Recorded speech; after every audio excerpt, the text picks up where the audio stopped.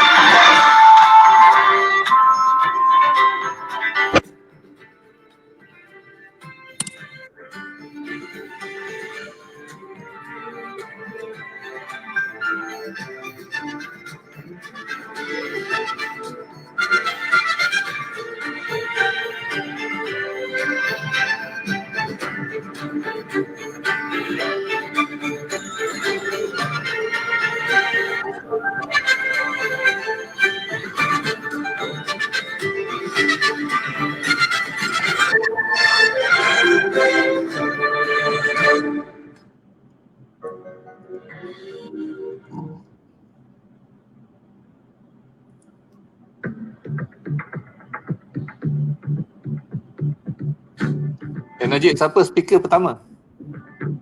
Kalau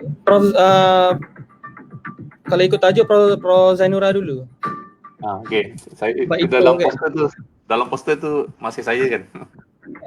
Itu sebab seniority. Okey.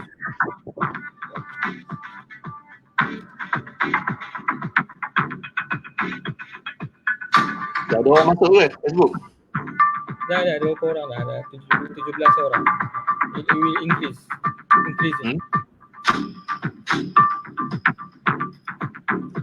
Should we speak purely in English or we can mix? English only.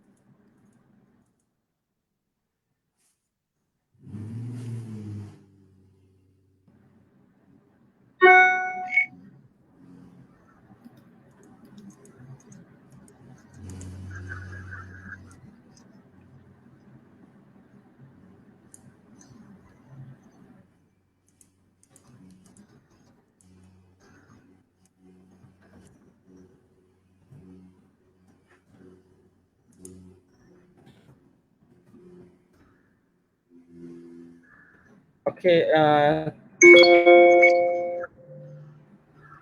Assalamualaikum warahmatullahi wabarakatuh and a very good morning. Alhamdulillahirabbil alamin wassalatu wassalamu ala asyrafil anbiya mursalin wa ala alihi wa sahbihi ajma'in. Distinguished viewers, ladies and gentlemen, my dear friends in water professional and other relevant sectors, I am pleased to welcome you to the webinar on water footprint assessment Malaysia's progress toward water stewardship. This is a part of series of consultation project on water sector transformation 2040 initiative under Economic Planning Unit, Prime Minister Department Malaysia. Center of Environmental Sustainability and Water Security (UTM) or IPASA is very honored to be appointed as part of this important national policy. It aims at providing key inputs to the review on the water sector transformation, which focus on water footprint and virtual water in Malaysia. In this virtual conference room, we recognize some familiar names as a participant in today's webinar, whether it's from government, private sector, and other major groups. You have all worked tirelessly in 2020 in this water sector. I'm sure we are also reaching out to many new friends, not just in water sector, but also other relevant sectors such as in practitioners, technologies, innovators, business professionals, as well as communities representatives. A warm welcome to you all. Dear viewers, we all understand that the importance of water in our day-to-day lives and the ways in which give impact to our life. If this was not clear earlier, it is blindly obvious now. In the time of COVID-19 pandemic, water sector are indispensable excuse me, for our response to and recovering from this crisis. Equally important is our collaboration in this great effort is our deployment of in terms of deployment of scientific invention, innovations, and technological solution in water sector on a scale that will reach the target audience. And this is not just another scientific task, it is where policymakers, entrepreneurs, business people, financiers, and civil society come together in partnership in order for us to come out with a good policy in water sector and virtual water footprint and virtual water.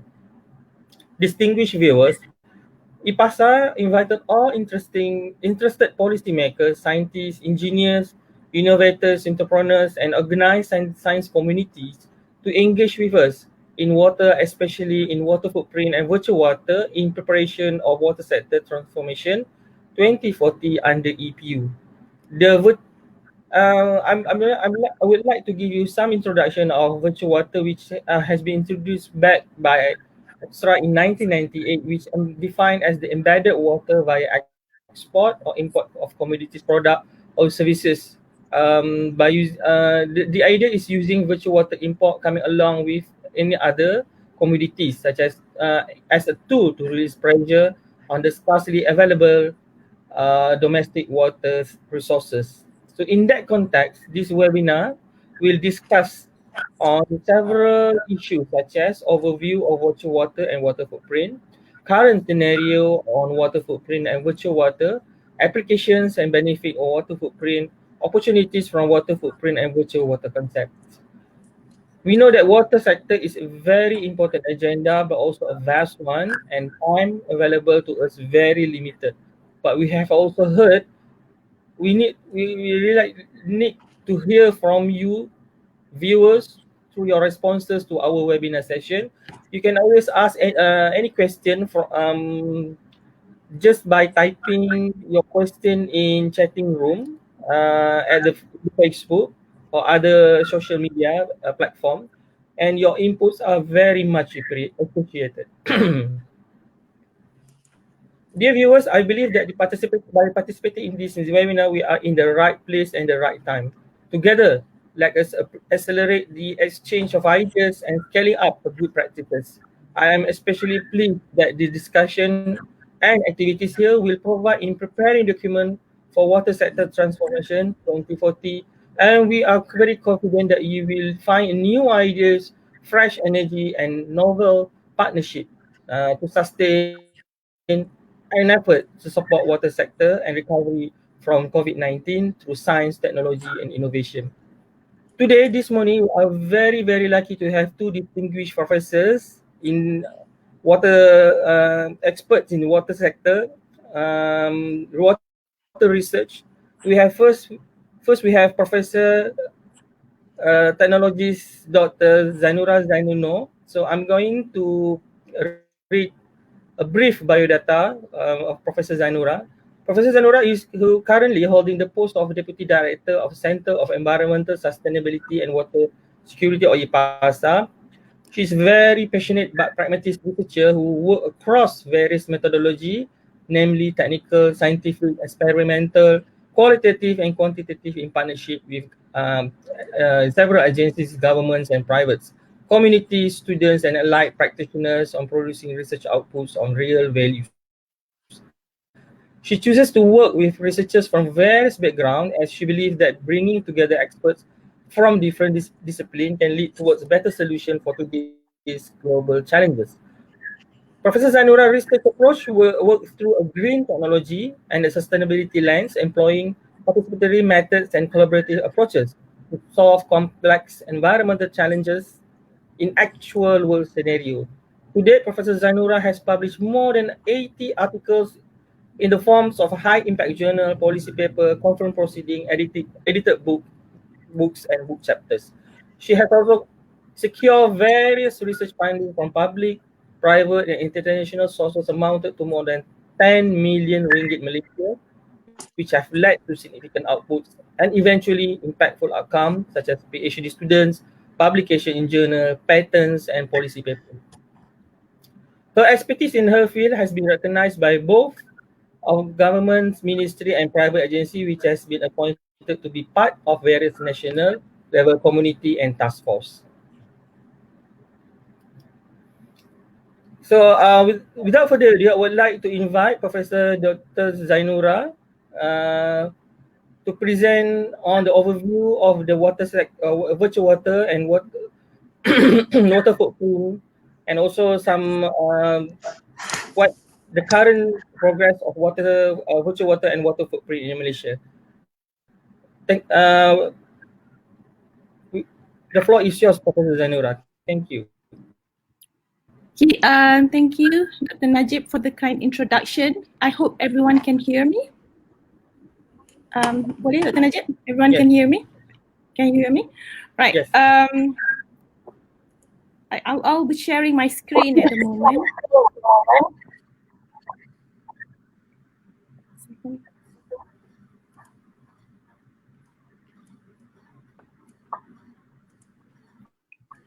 Boleh nampak tak screen saya? Alright. Okay. Can everyone see my screen, my screen, which shows the slide at the moment? Boleh nampak tak, Dr. Najib? Yes, boleh. Yes, we can Boleh see. nampak? Alright. Okay. Once again, thank you, Dr. Najib, and thank you everyone for being here despite your busy schedule. So today, basically, what we're trying to do, or what we plan to do, intend to do, is talk a little bit on water footprint. As been introduced by Dr. Najib earlier, we have been appointed, alhamdulillah, to be part of the policy enhancement on water sector, which the government call Water Sector Transformation 2040. So one of the agenda under this policy or under this review exercise is looking into the possibility of incorporating water footprint into the national water sector agenda by 2040. So why we do this seminar, why we do this webinar, because everyone have to be on board this initiative, everyone have to be part of this. So in that, because of that, everyone should know what water footprint is all about. So you may be part of this, you may be even part of the people who actually enforce or implement the water footprint initiative in the future. So I hope this would benefit everyone. So at least having the first understanding of what water footprint is all about, right? So what we'll do is we will have a series of seminar which will talk water footprint, and we gradually will get into more technical matters. But as for now, we will just give an overview of what water footprint is all about, why is it matters, and how can everybody be on board of this initiative, right?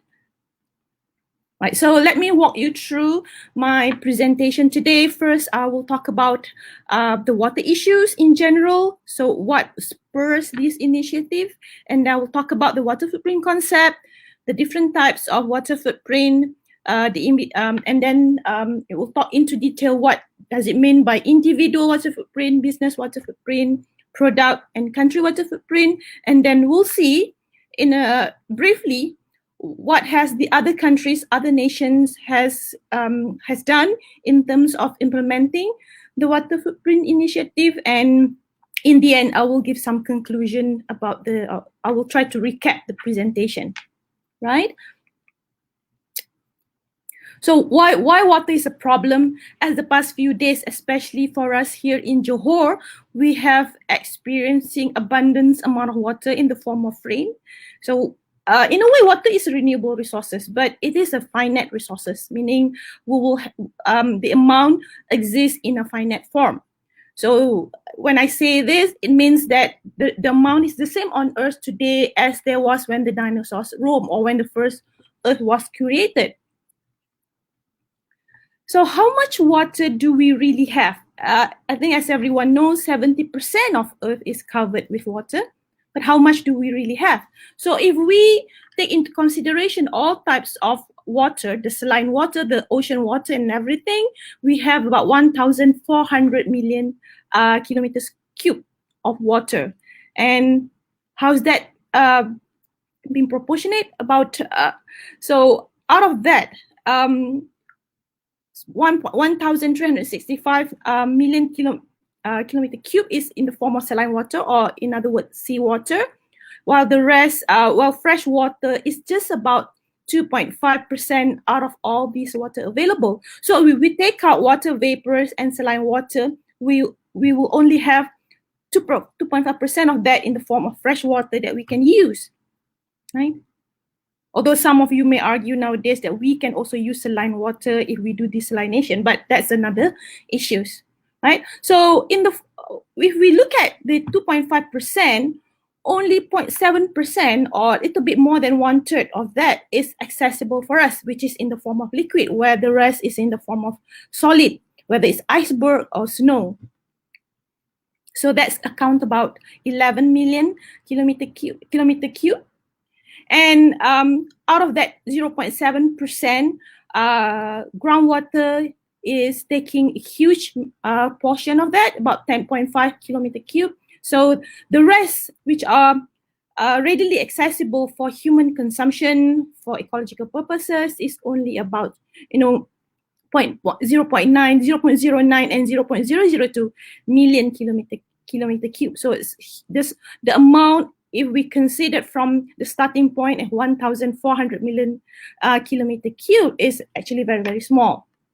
So again, emphasizing on the amount that is available for us, which is less than 1% of all water resources.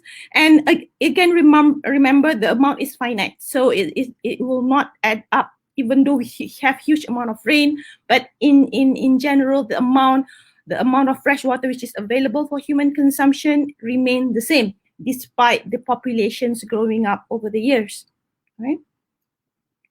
So again, this is emphasizing on the amount. So taking into consideration the proportion that human use, a huge amount of that is being used for agriculture, for irrigation, where a small percentage is used for daily consumption and energy generation. So that's left us with very little amount to be used on daily basis. So it's not all bad news. It's that in general, globally we do not have a big water crisis. Well, not yet at this point. But the bad news is water is not equally distributed in time and space. For example, here right now in Johor particularly, or in Pahang, we have huge amount of water, not necessarily the amount that we can use. But then in certain countries in the world, in certain nations in the world, people are basically living without water. And water has indeed lead to crisis and even war. Okay?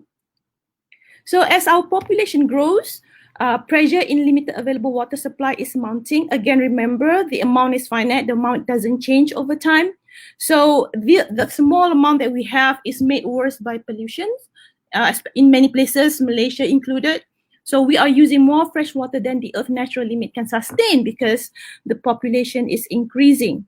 So due to this situation not exacerbated by climate change, the freshwater consumption is forecast to increase globally by 25% by 2030. And remember, the amount of water doesn't increase, but the amount of consumption increase.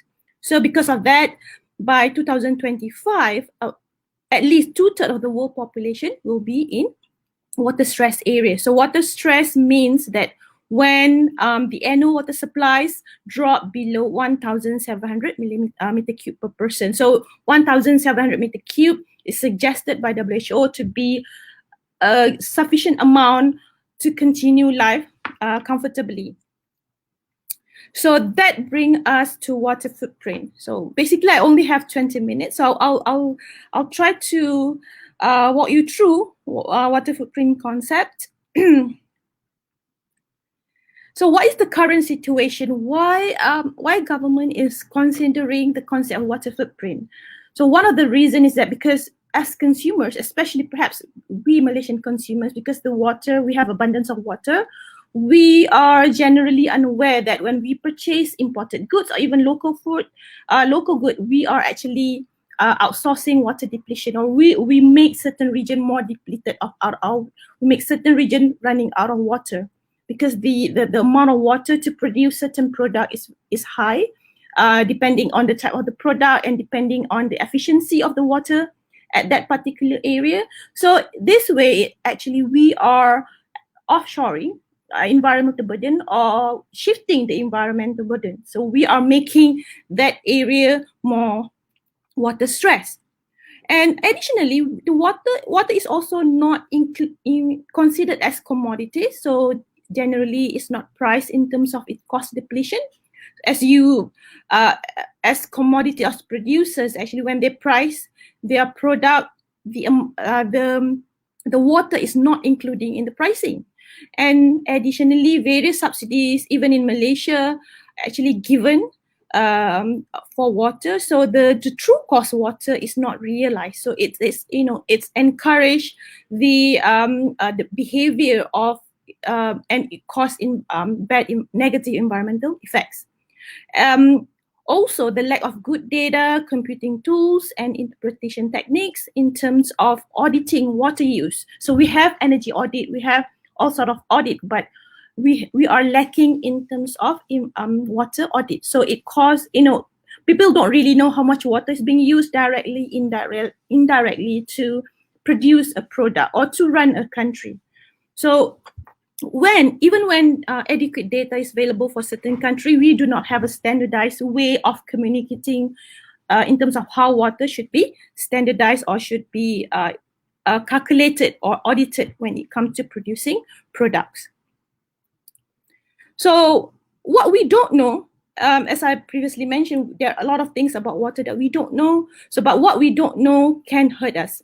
Particularly as a nation, Malaysia is leveraging on our abundance of water. So our economy is highly dependent on water. So inefficient water allocation and utilization and distribution could lead to poor economic performance in the future if we are getting water stress. If we'll be running out of sufficient amount of water to run our economy. If we do not plan early, then our economy will suffer. And there is also possibility that in certain areas in Malaysia that we will experiencing water stress. So although this idea water stress is something that you cannot imagine at the moment for Malaysia, but it is possible. In fact, there are certain river basins in Malaysia which is already experiencing water stress. I'll talk more about that later on.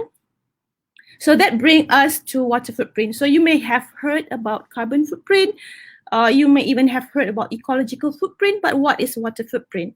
So water footprint concept is being coined quite early on, actually, has been about 18 years. So the term first coined by Hoekstra, by the late Professor Hoekstra. He passed away 2019. According to him, water footprint is human appropriation of natural capital in terms of the total freshwater volume required. So the water is categorized in 3 categories: blue, green, and gray. So this is for human consumption. So water footprint is actually an indicator or the tool that look both at direct and indirect water. What it means by indirect water, I'll talk more about that after this. So for water footprint, the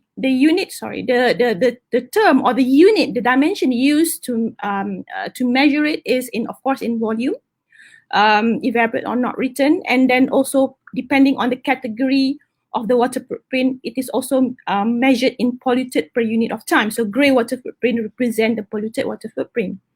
Water footprint is geographically explicit, meaning you can measure the water footprint of a country. It will be different from another country. For example, Malaysia water footprint is different from, say, even Thailand water footprint, because it's geographically explicit. It will depend on how water is being used in that country and how much water is available for that particular country.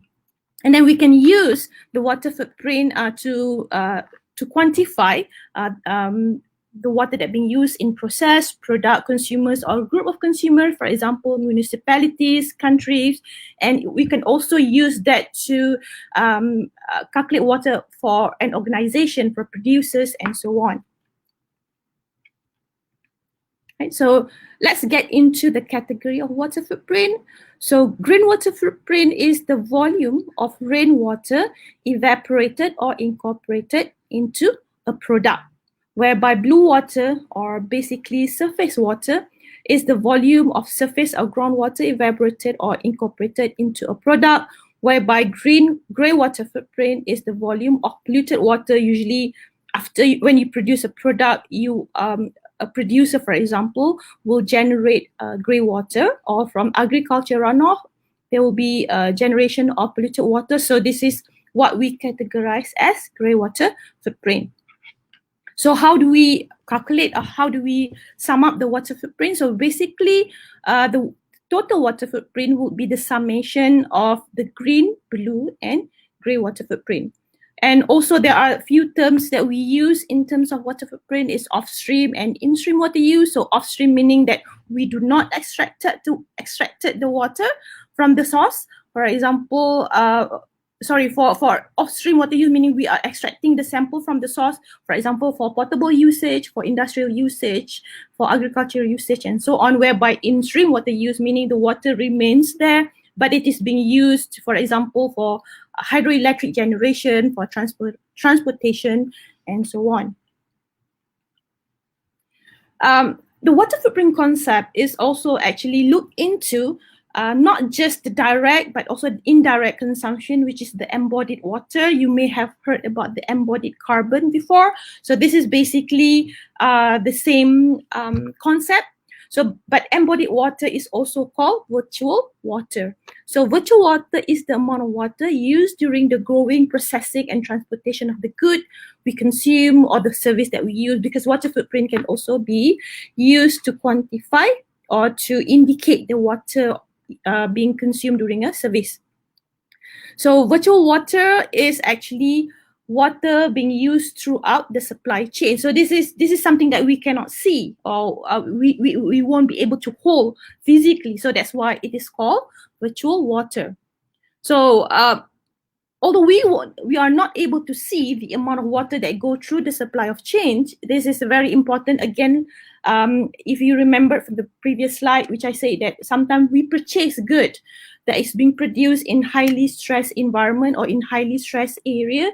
So we are increasing, or we are making that area more water stressed. So it is very important to know how much water is being used throughout the supply chain. So for consumers like us, for example, we are able to make the right decision in terms of purchasing our goods.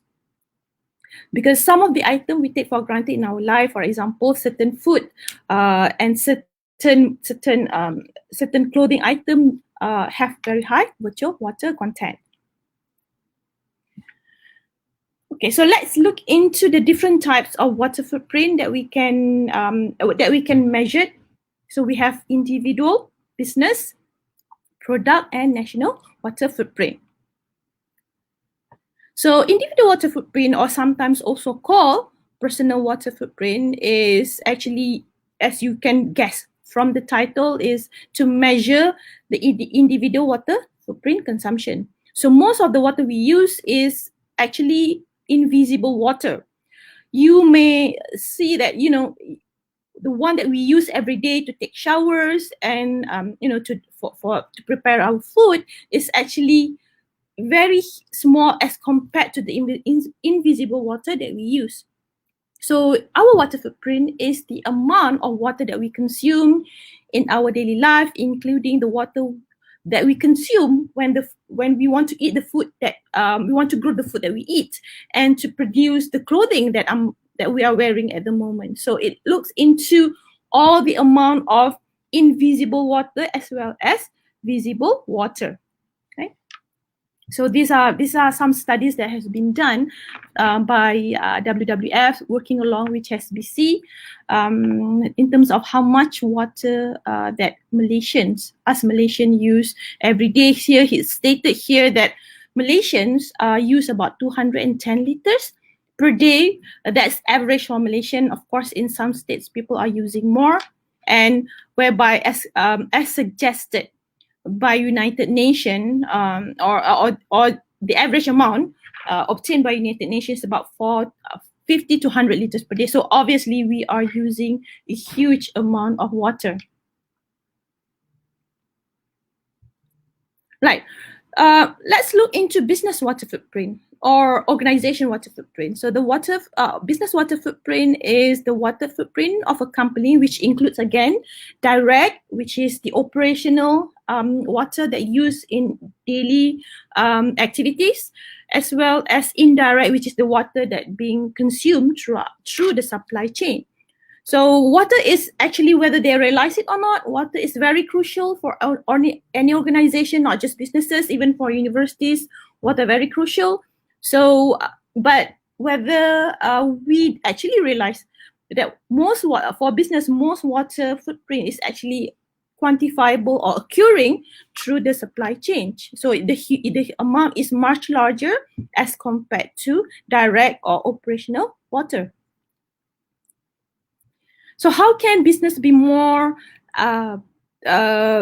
sustainable or can plan their growth better? Is actually by reducing the supply chain water footprint, by making, for example, agreement with certain standard with their vendors, with their suppliers, same as what being done with carbon footprint, whereby certain companies, they have policy when they will only deal with company that have low carbon footprint.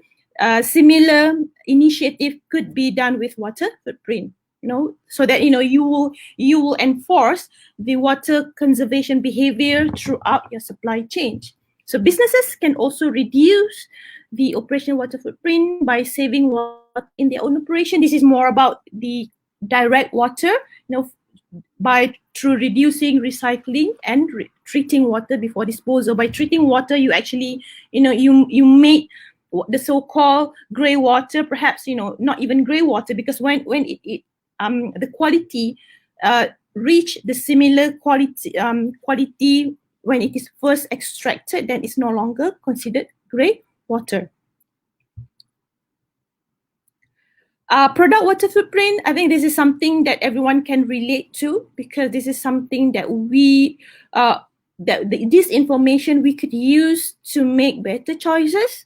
So the water footprint of a product is the amount of water that is consumed and polluted in all processing stages of production. For example, in producing rice that we eat every day, the water footprint of a bowl of rice or a plate of rice will be inclusive of the water footprint that's used to produce all the fertilizers, to produce all the pesticide, as well as the direct water use during the irrigation and also the water use in the meal. So this is all will be quantifiable to, you know, to get a water footprint for a plate of rice.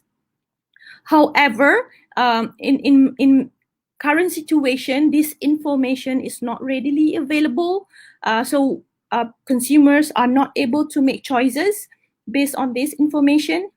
But this is the amount of water footprint for different food commodities being studied by researchers.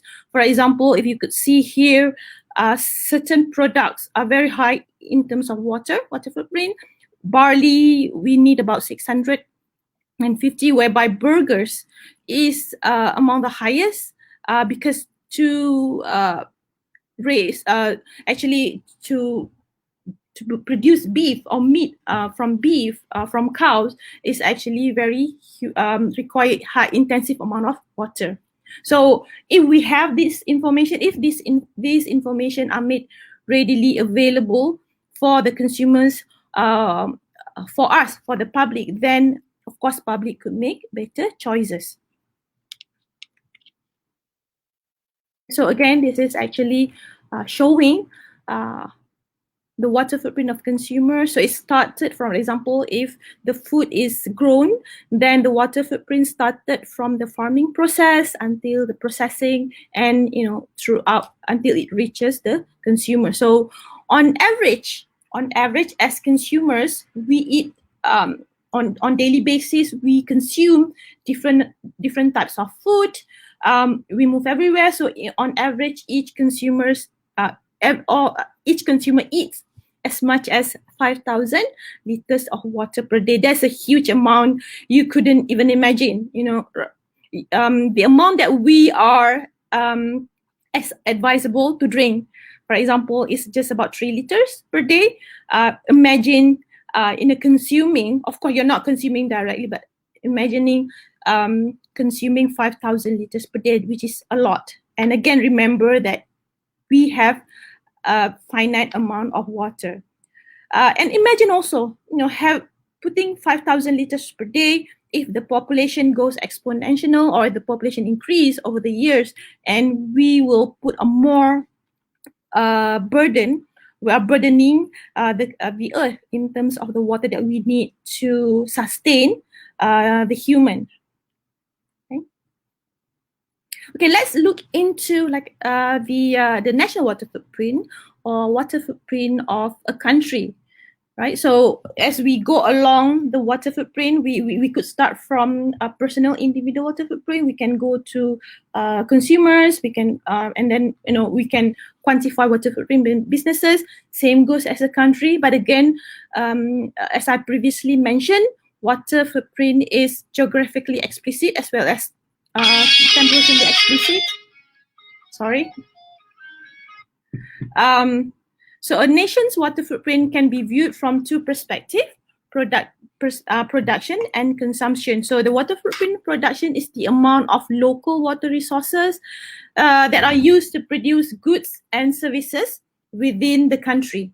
Right? So those are being for production purposes, whereby the water footprint of consumption looks at all the goods and services that are consumed by the people living in that country. So this could be partly inside and partly outside of the country, because we are also outsourcing our food or exporting our food from other countries. So this is where the virtual water play its role, because, you know, the virtual water is the water that we, for example, the imported or exported water that we are not, you know, which is not directly used as far as the water is concerned.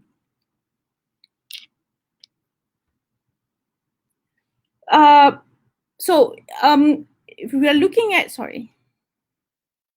Malaysia water footprint. So how do we compare? How do we fare in terms of other countries? So for your information, the global water footprint is estimated at 7,450 gigameter cube per year, and this is the global amount, the cumulative amount for global.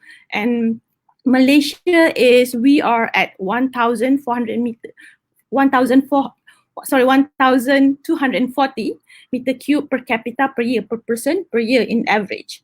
So our populations right now, the population is wrong there. This is 30 million, 32 million as if 2020, right? So how's that compared to other country?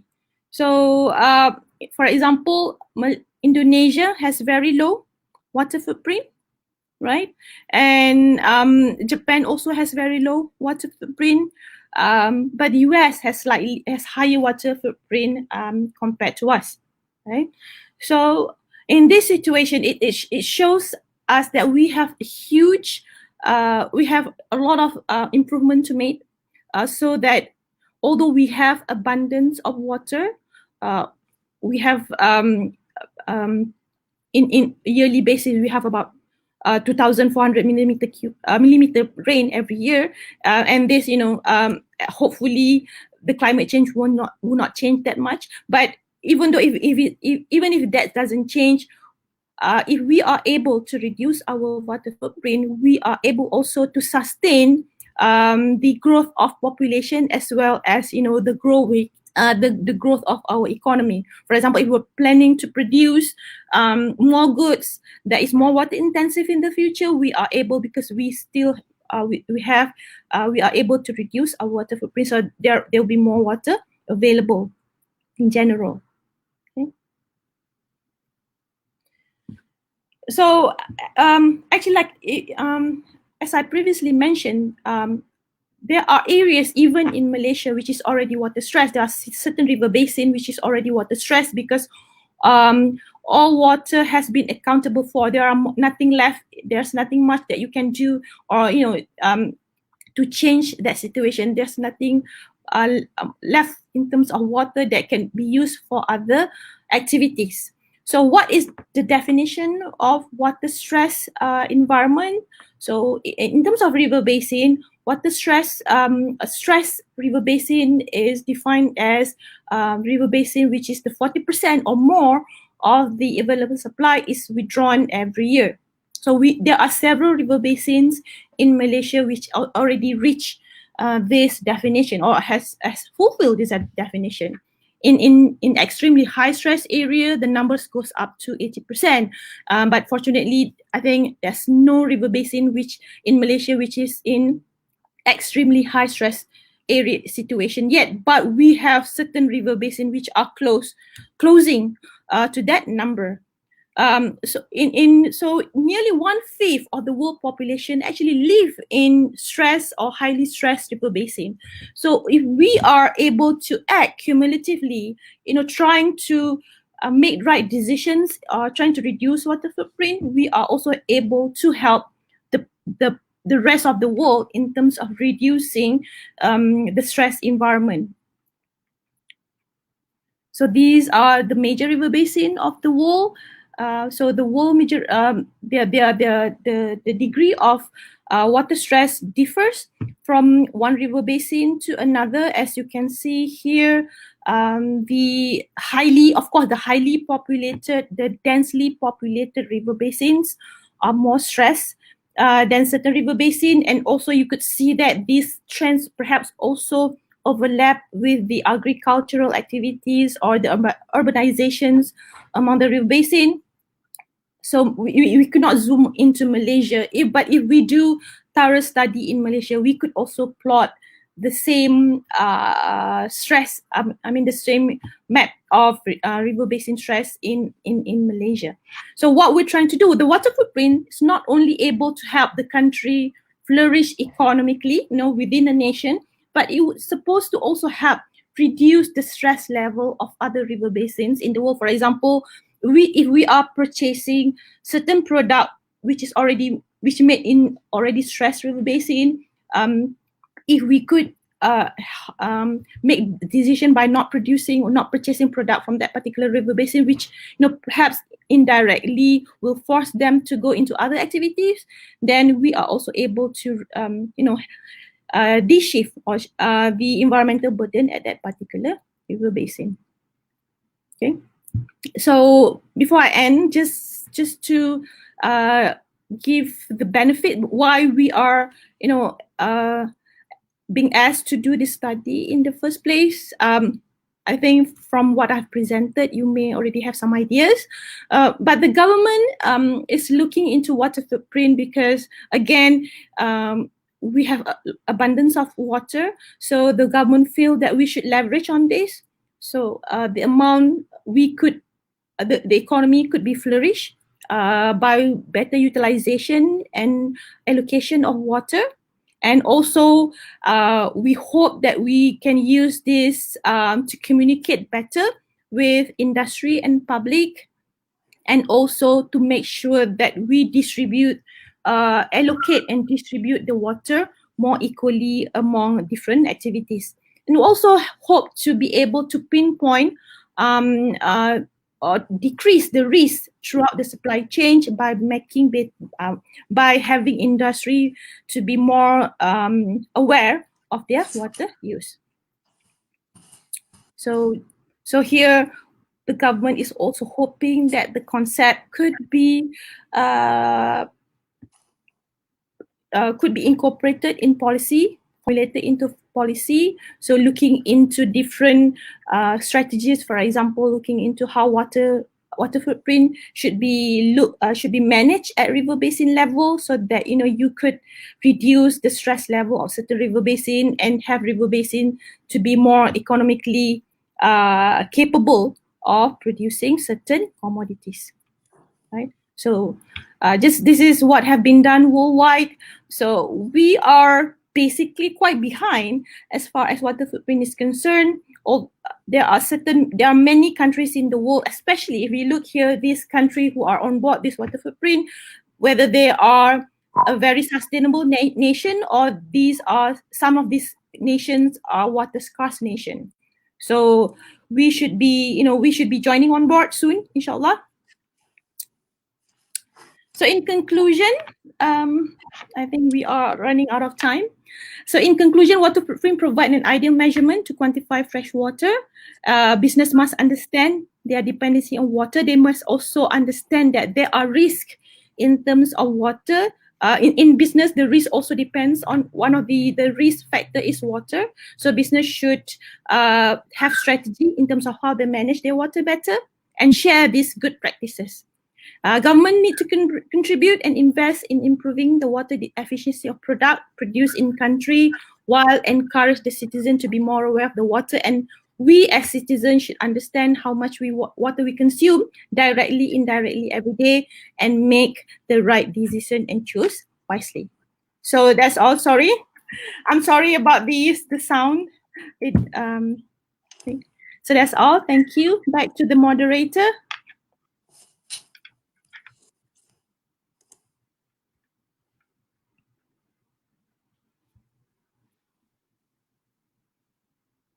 Najib, you Tak mute. dengar suara.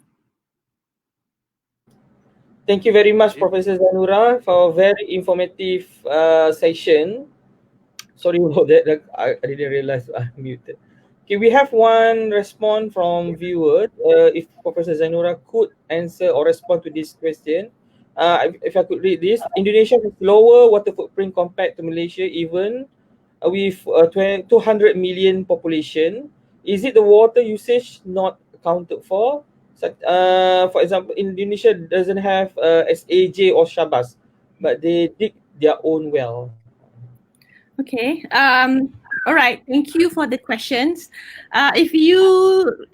Again, the concept water footprint, they're accountable for direct and indirect. So basically, water footprint is not just about the direct, because you're talking about SAJ. Of course, they do have their water utility companies. Of course, they are there. But also looking at the lifestyle, the food choices. So, and it is also directly related with the socio-economic status of the country juga lah.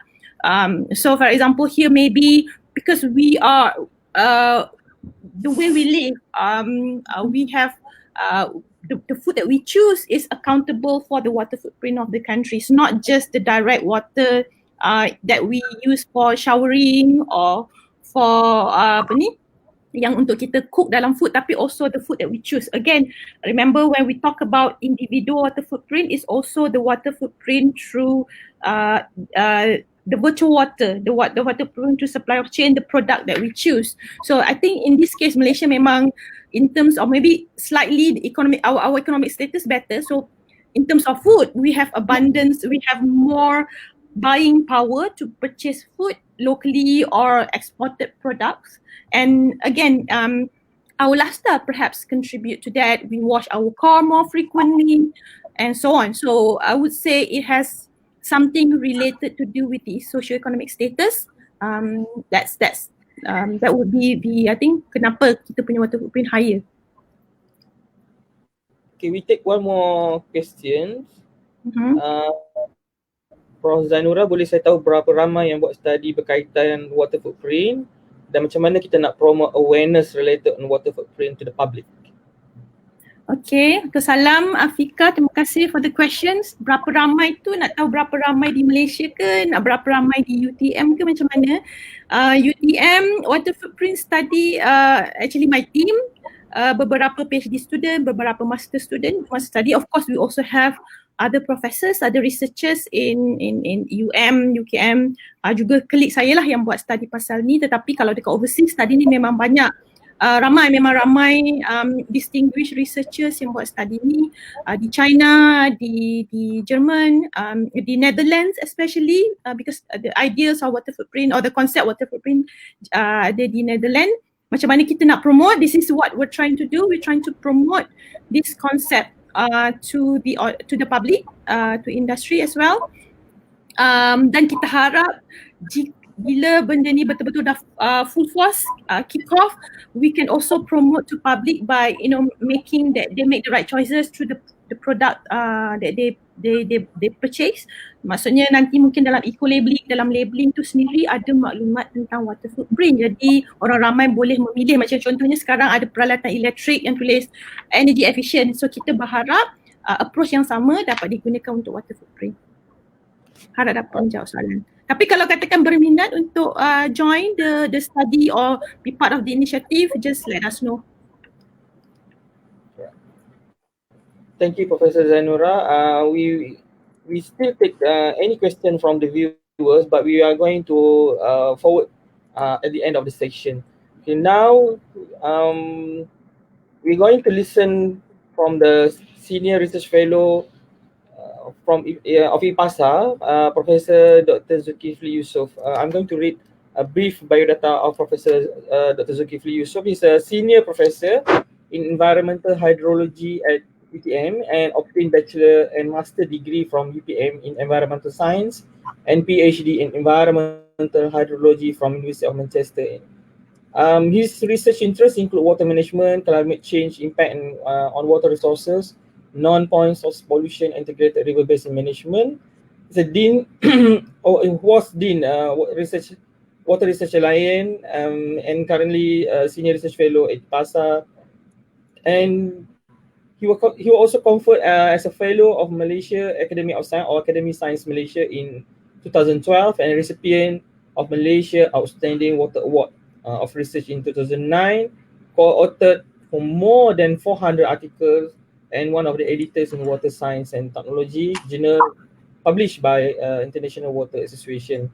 Professor Zul also was also a key researcher for European Union (EU) research project in innovative decision making for sustainable management of water in developing countries and recipient of Eco Frontier Fellowship Awards from Ministry of Environment Japan for 3 consecutive years.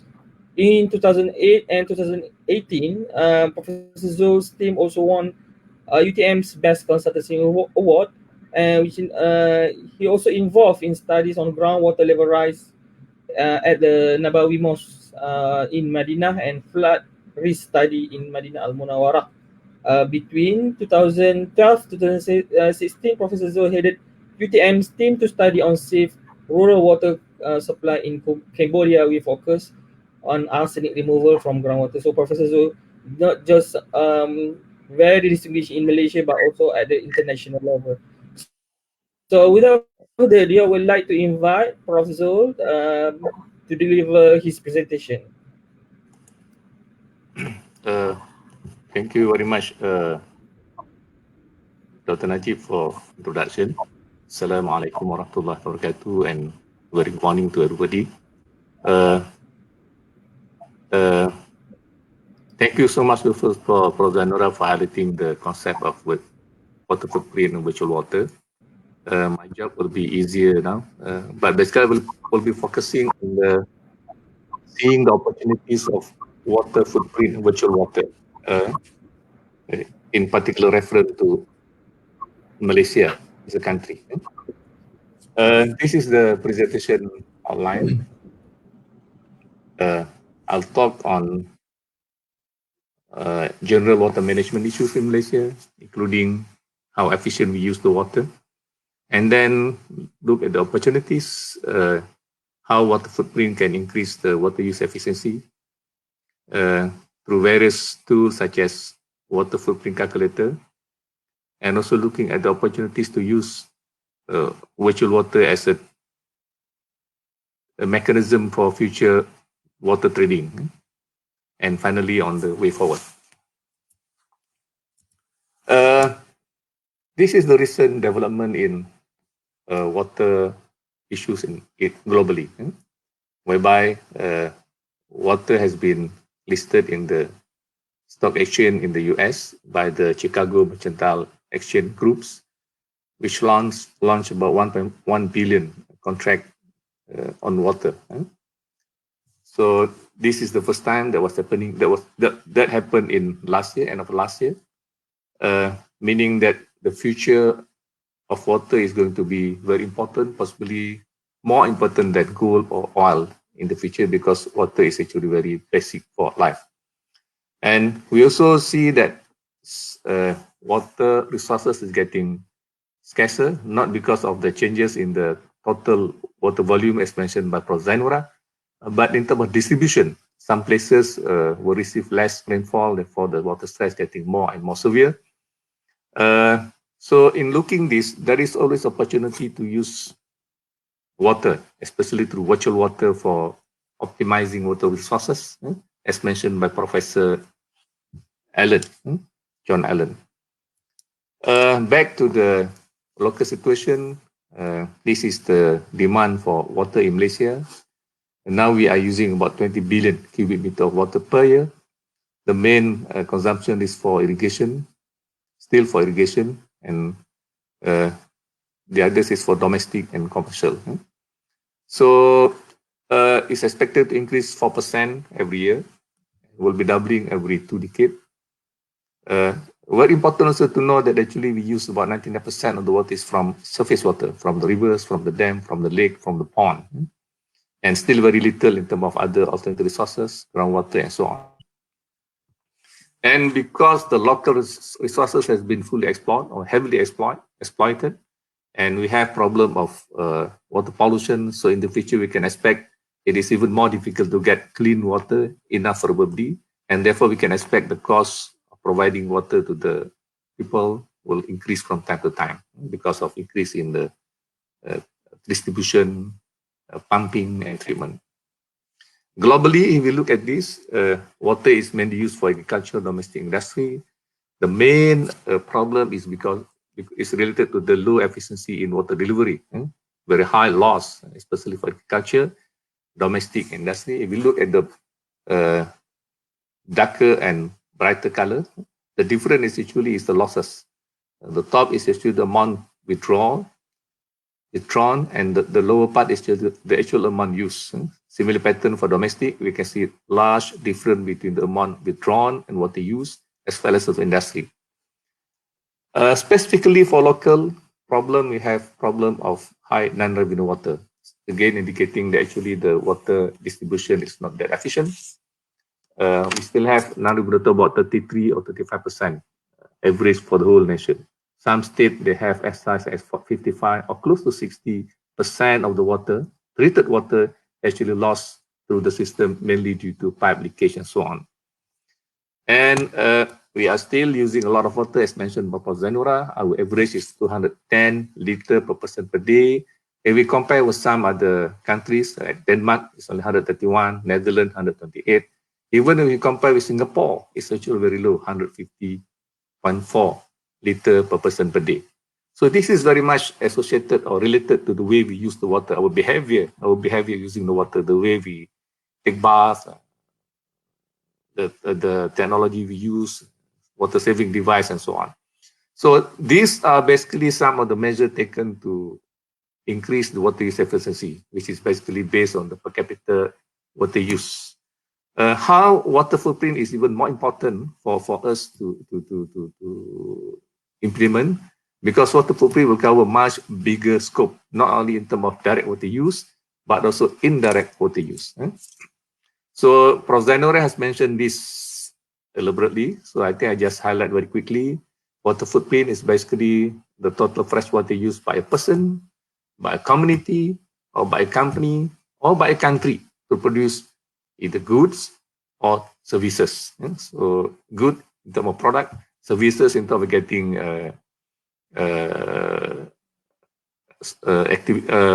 services for tourism, for recreation, and so on, or maybe in order to get clean water. All that is basically services, and include also economic activities of companies and individual, or management of public, which agriculture, livestock, maintenance of the public and private infrastructure, manufacture of product, and so on. So personal water footprint, and this is possibly more related to us, to everybody, especially the amount of water used or consumed in our daily life, which include water used to grow the food you eat, to produce the energy you use, and for all of the product and services in your daily life, which include the book you read, and music you listen, house you stay, car to travel, and so on. So basically, all that contain water, or especially the virtual water, embedded water. So basically, water footprint initiative at national and global level is basically very important to increase efficiency. But what is more interesting is that there is a possibility or maybe opportunity to see water footprint in the future, maybe in the very similar manner to carbon footprint in the past. Looking at the water resources globally, as I mentioned, that actually the global water stress is increasing because of different distribution of rainfall regime. And we also know that the demand for food will be increasing by 60% by 2050. And most of the food that we consume actually use a lot of water. So Professor John Anthony Allen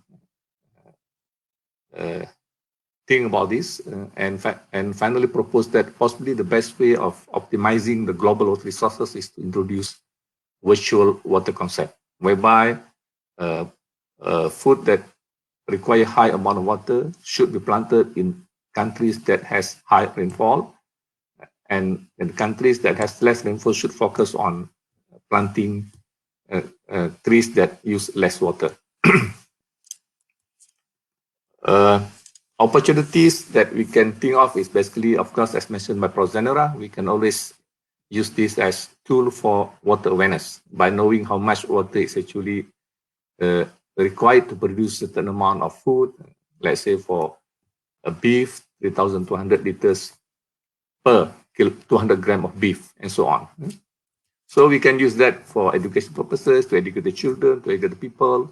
How can we use water more efficiently, not only in terms of domestic water use, but also indirect water use. This is an example of water calculator by Water Footprint Network.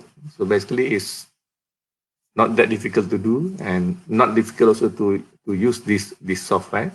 As far as we put in all the information required, for example, the cereal product we use, we eat, the meat product, dairy product, egg, in terms of kilogram per week, or number of egg we eat per week, fruit, starchy root, and so on. And outdoor use, possibly the water that we use for washing our car, and then washing the driveway, how many times per week, and how long you use, how long you spend time to do all the activities. If the house is big, whether you have swimming pool, and how many times you empty the swimming pool per year, and so on. And the indoor use include the shower, how many times per day, how long, is it 15 minutes, is it 3 minutes? Whether we use standard or low flow shower head, all that will influence the rate of water being used. How many times we bath per week, either we use bathtub or we just do shower.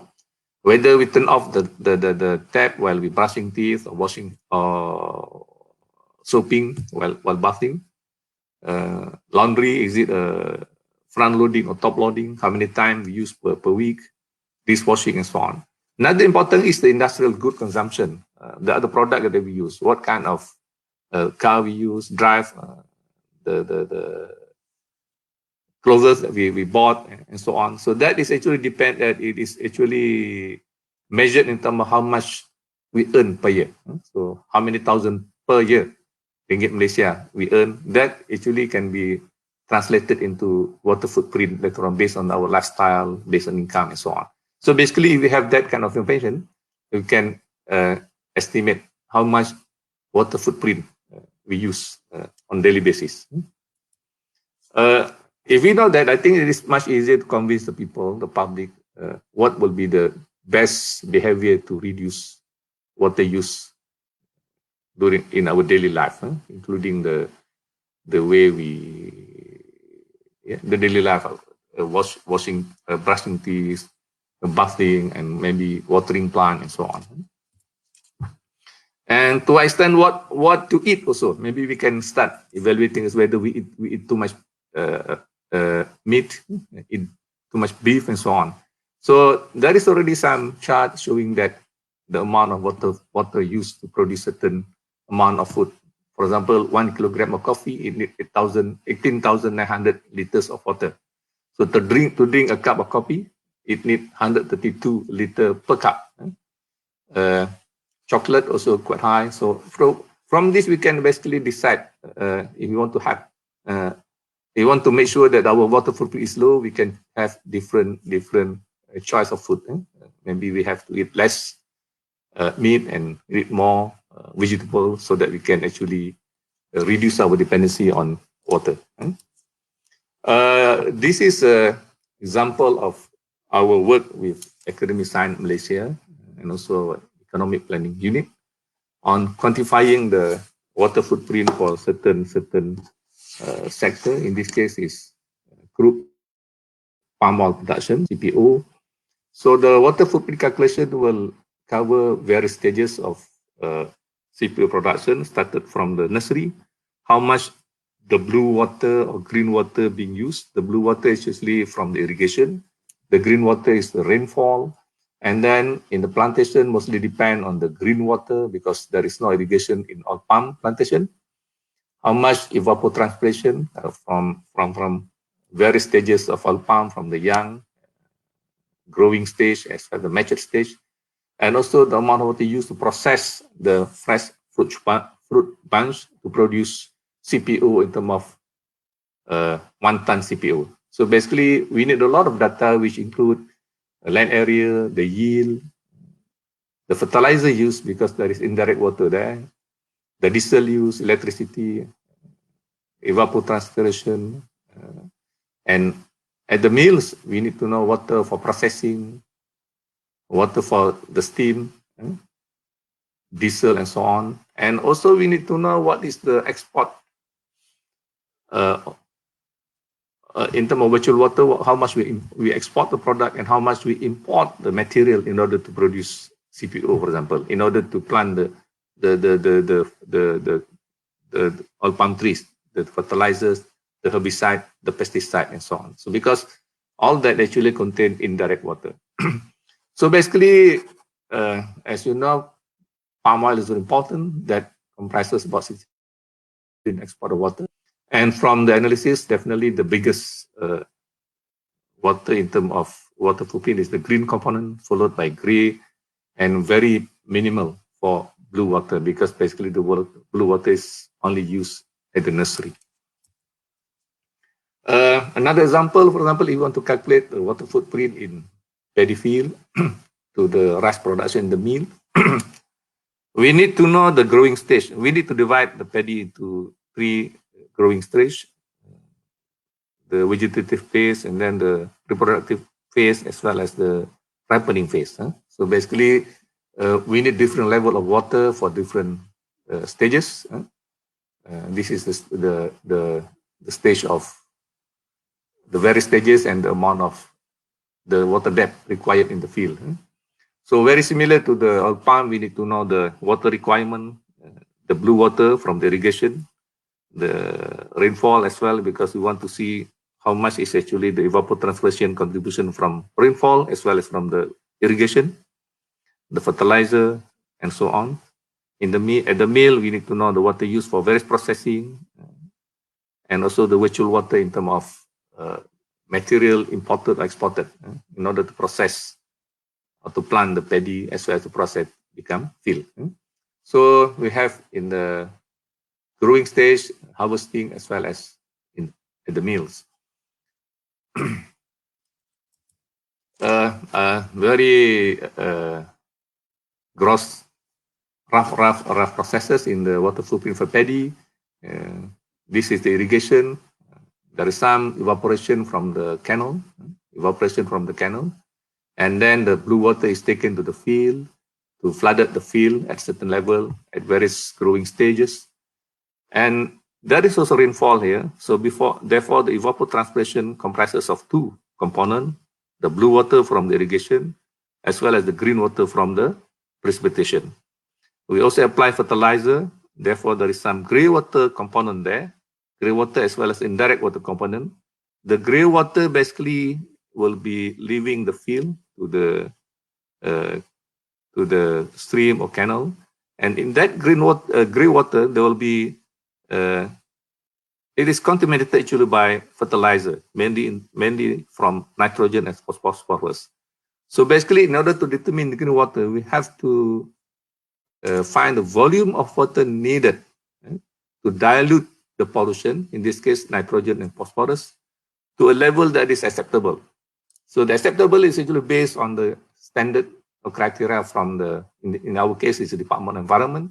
What is the level of phosphate or nitrate in order to achieve, let's say, class 2A. So that is the amount of water. That is the amount, which is the amount of water to dilute the concentration of pollution to a certain level that is acceptable by the guideline. Okay. This is a very brief result that we obtain. For example, in order to produce 1 crude palm oil meal, 1 ton of crude CPO, crude palm oil, we need about 5,794 cubic meter of water per ton of CPO. We also compare with various findings, ranging from as low as less than 4,500 to as high as 5,836 meter cube per ton of CPO. So our findings basically toward the higher end, but very close to the finding by another researcher who is very good in water footprint, Dr. Vijaya from Palm Oil Board. Out of that, we can see that the green water is the biggest, which is about 91%. This is followed by gray water at the mill, and very little blue water at the nursery. Looking at the result for paddy, for example, we are third highest here, 2,340 meter cube per ton of paddy. So if you compare that, the highest is in Nepal and Nepal. So basically, the paddy use a lot of blue water from irrigation, followed by green water from the rainfall, and about 3% gray water. So basically, the water footprint for palm oil as well as paddy is very much depending on the yield per hectare. So basically, if the yield is low, water footprint will be high because we need a lot of water, but the production is low. So it's important also to play around with the right amount of fertilizer, irrigation, the soil fertility, and so on. Another example of water footprint is for tourism, because this is important for our economic growth, tourism is one of the service sector that contribute a lot of GDP. So it's interesting that actually most of the time, water by tourists is actually associated with shopping activities, and then dining, transportation, and so on. So this is for Taiwan case, but we are in the process of collecting data from Malaysia. Other than that, we can also use water footprint to actually increase water use efficiency through certification. This has been mentioned also by Prof. Zainura. Why in the future certification is important? Because we can see the trend now. People are start eco-labeling the consumer product, how much water is used to produce a certain amount of food. So if that is already happening, it is very easy actually for them to incorporate that into global trade in order to get certification, in order to reflect that the product is green and so on. This has happened to various products like palm oil, timber. They have undergone certification, and to make sure that the product is actually acceptable internationally. So based on certain criteria. So I think this is also possible in the future for our product, whereby the water footprint will be incorporated in the certification process. So this is important also because water is getting scarcer in certain places, increasing global competition for water, and then certification provide platform for water stewardship into business practice, and also to brand reputation and ensure business opportunity. So the benefit is that by doing that, we hope the corporate will be able to use water more efficiently. We can also optimize resources, not only in particular nation, but globally. We can also manage water-related risks, where to plant certain trees and where to avoid. And of course, we can promote green product, especially when the eco-labeling or certification is enforced in the world market. This example of virtual water as proposed by Professor John Anthony Allen. This is the case of Brazil, export of certain product. The bigger the arrow indicate, the virtual water is bigger. And they quantify also 3 types of virtual water: the green, the gray, and the blue. So basically, most of the time, the green is the bigger, followed by the blue, irrigation, and the gray water due to pollution. So we can see that if it is red, that means the water exporting more water. If it is green, it is net exporter. So US, Canada export a lot of virtual water. Quite strange for Malaysia, we are still green, meaning that we are actually importing more water rather than exporting. I think this is not in line with because we are receiving a lot of water, we should be net exporter of water rather than importer. Look at Australia, for example, even though the rainfall is very low, certain part of Australia is very, very dry with rainfall about 300 to 400 millimeter per year. But Australia is actually net exporter of water. So I think if you look at this policy, I think Malaysia has the opportunity to export more product, especially the greater product that use a lot of water, and export that to less or scarce, water scarce countries. So I think this is possibly in terms of policy in water use, how can we maximize the opportunity to trade to our product, especially to scarce water country. This is in China. They can do that virtual water movement within their country, within the same country. So basically the red is importer and green is the exporter. So we can see that most of the time the water is actually exported to the east because this is a lot of agriculture. So if that can be done within the country, I'm thinking that possibly that can also be used as a mechanism to reward country or state in Malaysia that produce food, because state like Kedah always complaining that they were assigned to be the rice bowl of the country. They have a very big area for paddy plantation, but the price of paddy is very low. So in terms of benefit to the farmers, in Kedah, for example, is low, while at the same time they have the opportunity to convert that paddy land to more productive crop like oil palm or maybe to other land use, commercial land use and so on.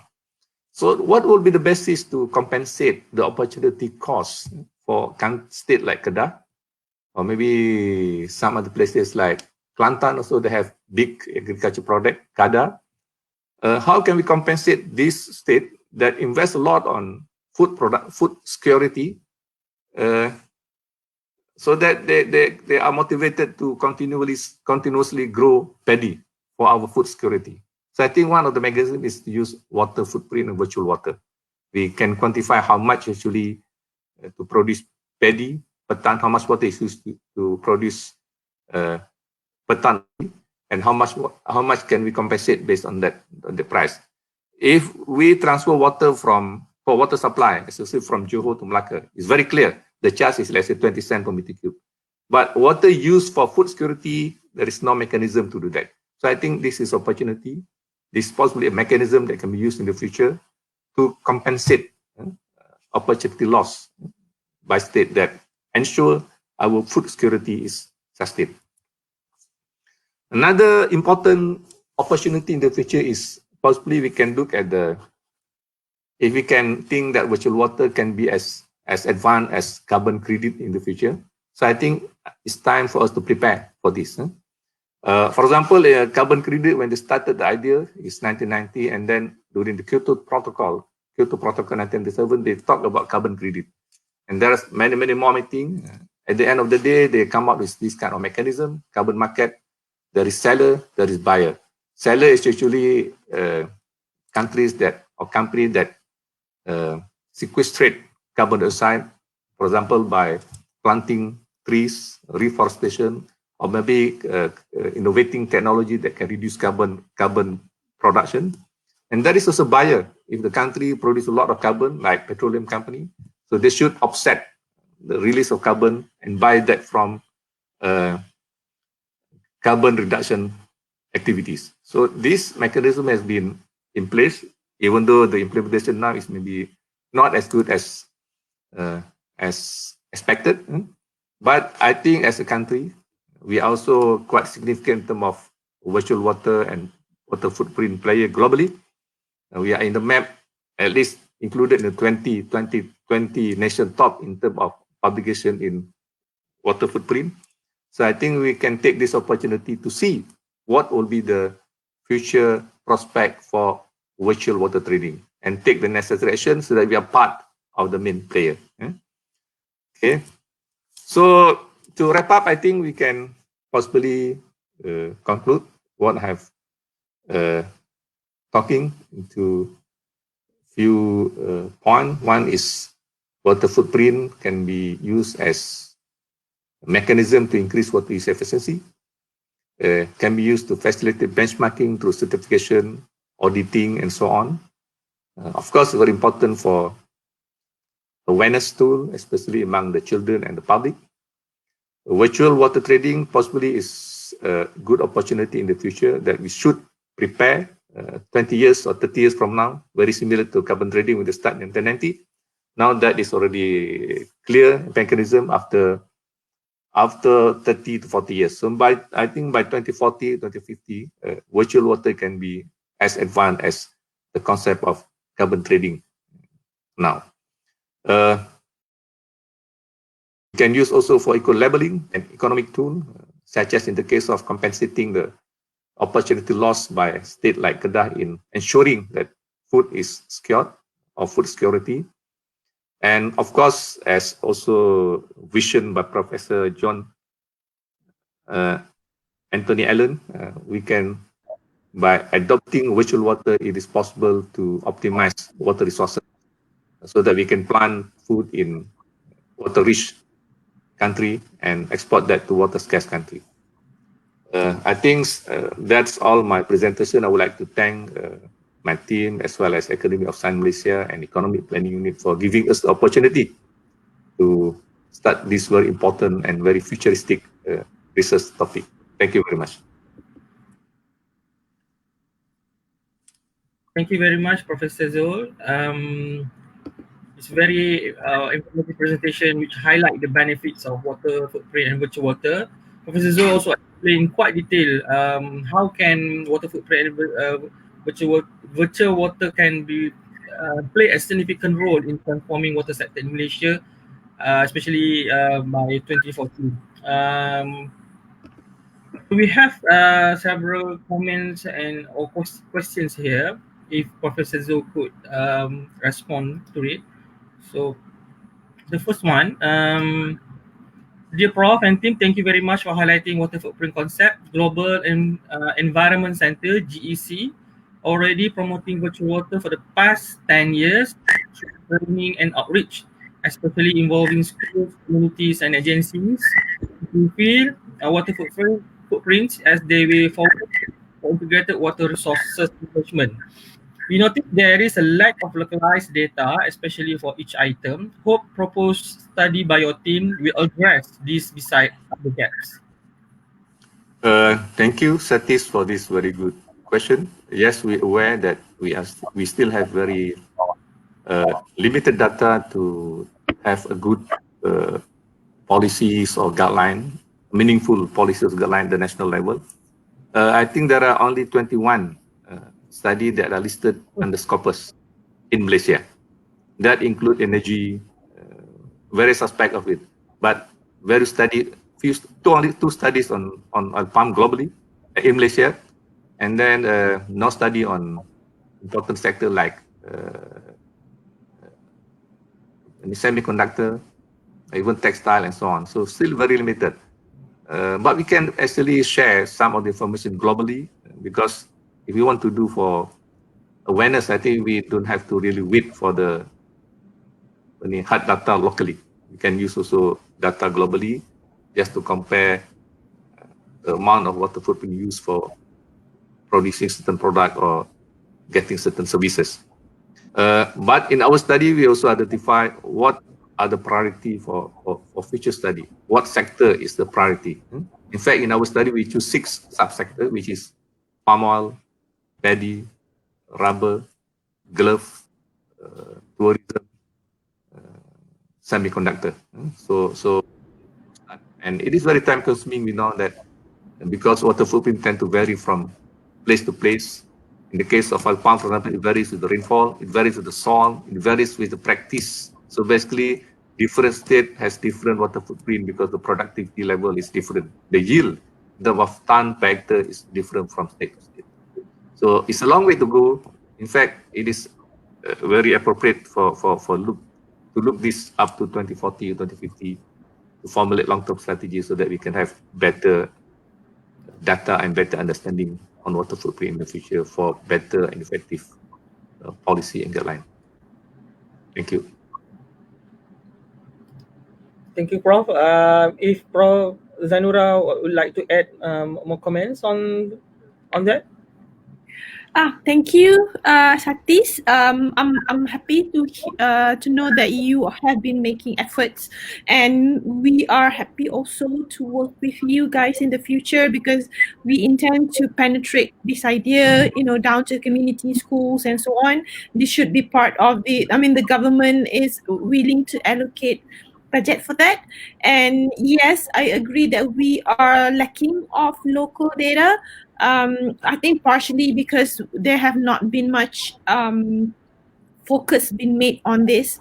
I've made this study actually for more than 10 years. We do have data, but the data we collected, some of these are based on approximation and some are based on actual measurement. But again, because one of the issues is because of the lack of transparency of the data or the data sharing among the agencies, among the sectors involved. But we are hoping once the effort has been made at national level, more agency will come forward and share data with us so that we can make better database and analysis based on local situations.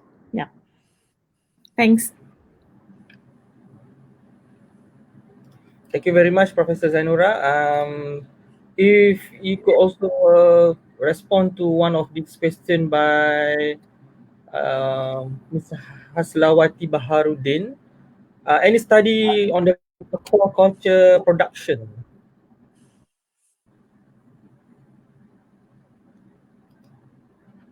Tak dengar saya Nora. Please on the mic. Okay, alright. Okay. So belum ada study tentang aquaculture, which we because sekarang ni aquaculture bukan area yang begitu demanding in terms of water footprint, especially kalau dia in stream lah, maksudnya kalau aquaculture yang dibuat in stream, water footprint as far as blue or green tu tak tinggi sangat, mungkin adalah water daripada grey because you have polluted also coming from the aquaculture. Tetapi kalau dia buat off stream, mungkin itu ada sedikit impact lah in term water footprint. Dia bukan termasuk dalam sektor yang critical yet, but critical as far as this fasa is concerned.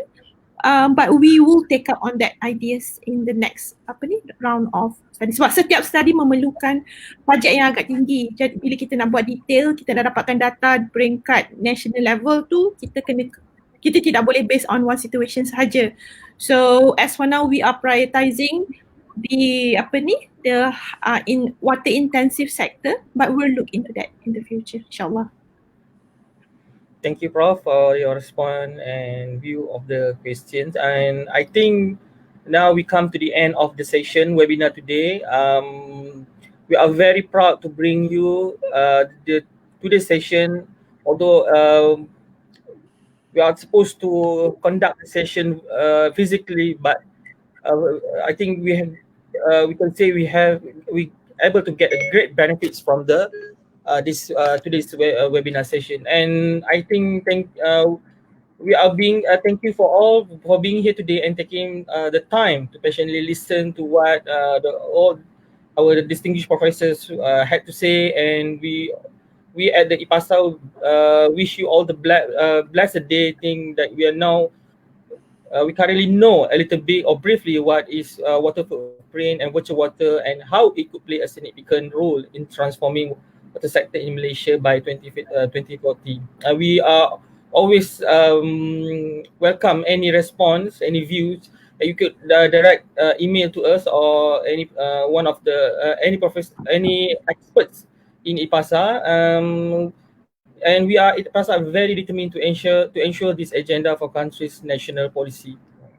With that, I think we're able to finish about 1.5 hours, which is a good time or ample time. Well, thank you very much. We'd like to thank and appreciate your attendance today. And for UTM staff, don't forget to fill the Google form for CPD point record. With that, I end this section. Thank you very much. Assalamualaikum warahmatullahi taala wabarakatuh. Wah. Mana Google Form dia?